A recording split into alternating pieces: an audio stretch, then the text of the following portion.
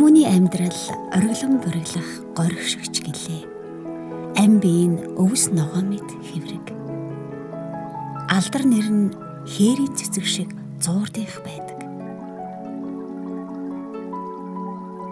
Бүтээгч эзэн хээрийн салхиар үлээл гэхэд өвс ногоо гандан цэцэг навчис бүгд ундаг.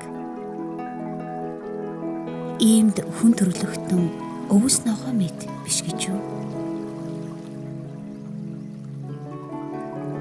Гэвч өвс ногоо гандан цэцэг навчис ундагч ертөнцийн эсний үг үрд мөхөд үлддэг.